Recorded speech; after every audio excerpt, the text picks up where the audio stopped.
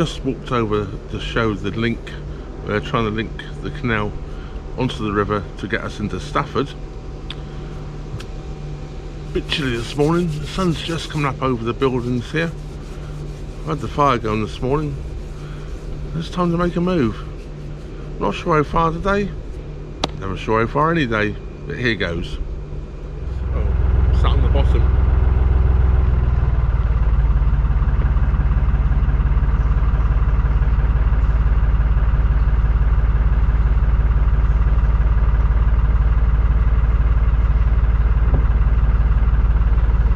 Right, floating again.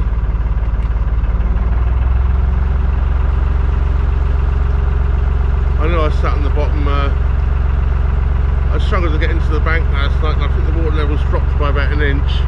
And yeah, I can feel the boat was slightly tilting this morning. And when a boat went by, there was no wobble, so you know you're sort of just about touching the bottom. I'm just pulling off here very gently, get off this bank.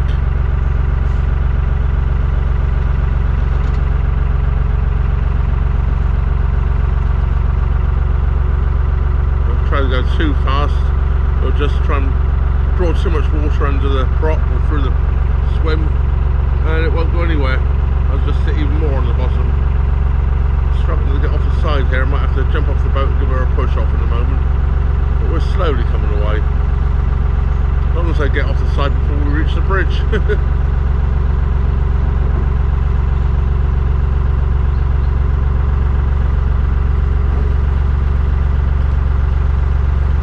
the other way. Get the back out into the middle. Push the bow bank towards the bank. Once I've got deep enough water underneath the prop, I'll swing her back round again. So what I've done is I've pointed the bow at the bank there. Let's run the side, and then swing the tiller back round, give her a few revs, and we should come off the side quite nicely. That's the plan anyway.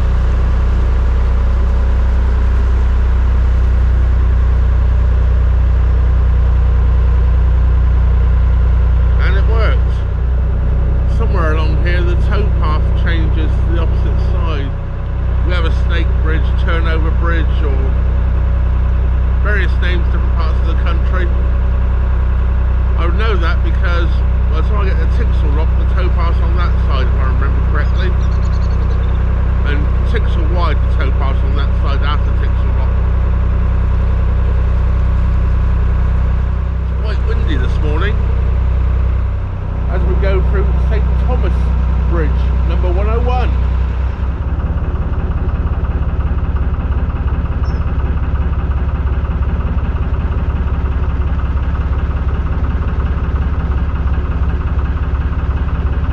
Is the real railway line just up behind that. The wildlife one sees when travelling the canal is absolutely wonderful.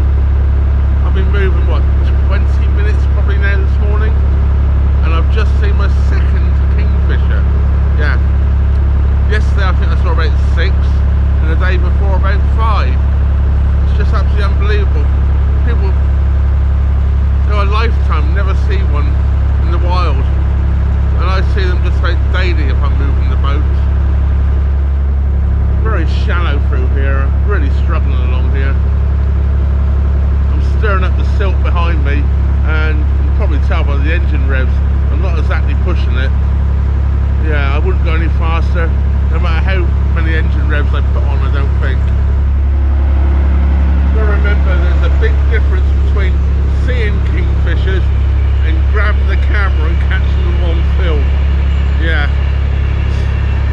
it's very, very difficult. I've only really done it really nicely once, when I had that video of the kingfisher actually catching a fish, which is still up on my channel if you haven't seen it, and you're into the wildlife and you'd like to see a kingfisher. It's worth a look. I'll put a link to that kingfisher video in the description below. Well, here's the turnover bridge I spoke about earlier. We're just approaching right now. So I was correct, the towpath does change sides down here before we reach Tixall Lock and Tixall Wide. I know I've explained these before, but how these would work was your horse come up over here, up over the bridge,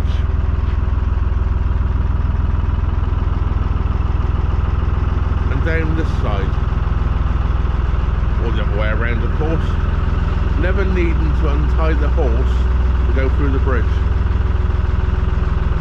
Quite clever. And this is quite a nice example of a turnover bridge.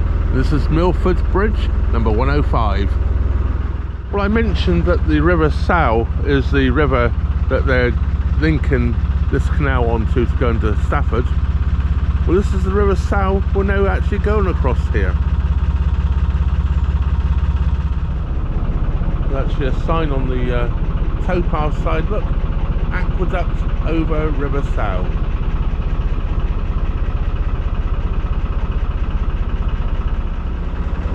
So it's a stone built aqueduct.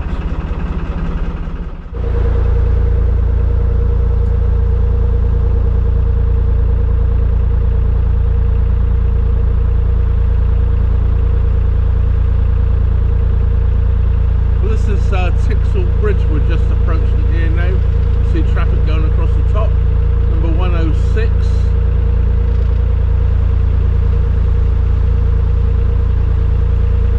Very nice property here to our left hand side, which I think is Tixall Manor. I could be wrong on that.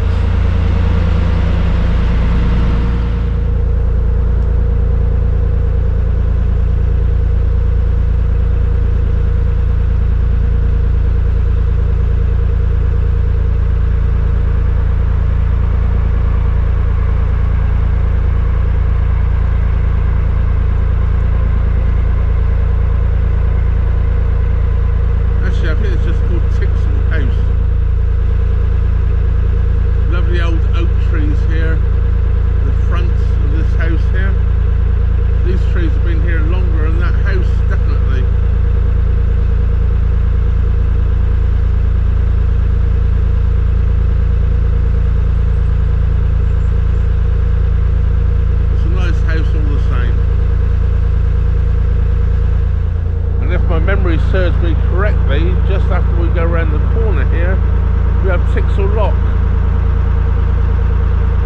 My first lock of the day.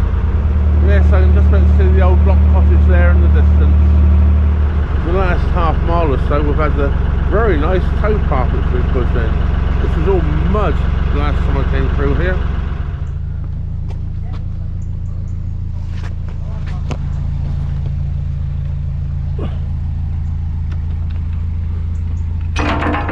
A dead baby pike there.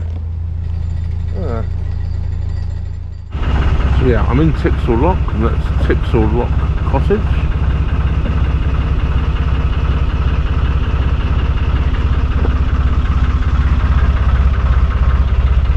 Another one not working. Well, if anyone from the CRT watches this video, the handrail here, the weld is snapped off. Yeah, not very safe. There's no way I want to put my weight on that handrail or use it to protect myself from falling in. And this is Tixall Lock, and I think it's in time probably to have something done with it. 1976 on there. So 47-year-old lock. No wonder it's fallen apart. One of the things I've noticed straight away since locking down from Tixall Lock, okay, the canal's a little bit wider here than it was above it, but it wasn't where I've just come from, a little bit back. But it's so much deeper. The boat moves so much smoother through it. It's quite unbelievable.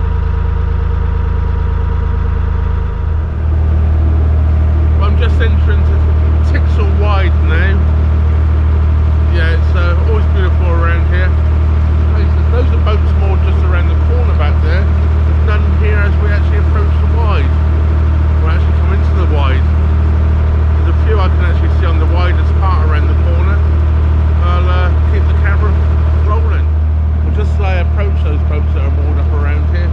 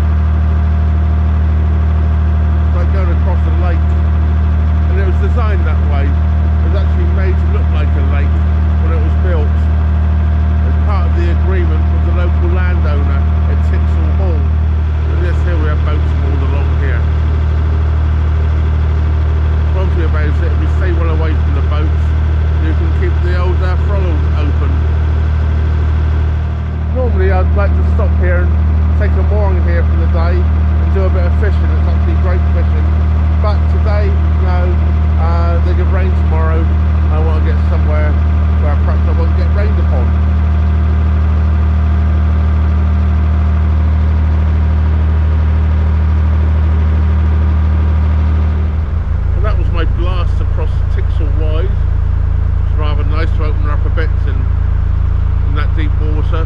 Now slow back down again because we're passing more boats and it narrows back down here.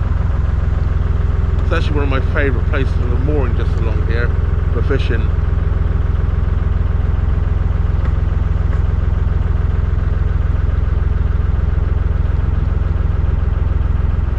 This mooring spot just here is one of my favourite spots for moor.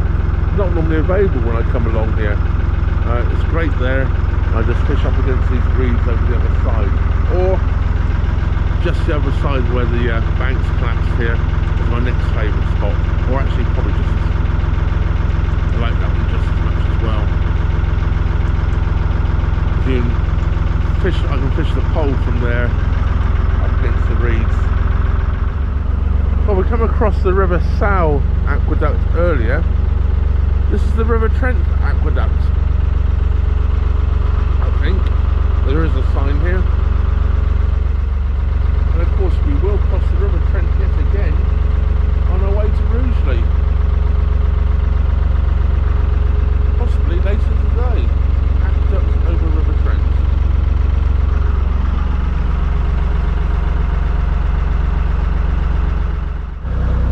So as I approach Great Hayward Junction here, and I've come past the marina here, that brings us to the end of the Staffordshire and Worcestershire Canal. I think I spent 3 days on here. I didn't go through Wolverhampton, then those million locks into Wolverhampton. It's been very enjoyable. I'm going to hang a right here as I go underneath the bridge and head south on the Trent and Mersey Canal. Most of the higher fleets are in at the moment, we can see. This is Anglo-Welsh here. So here we go.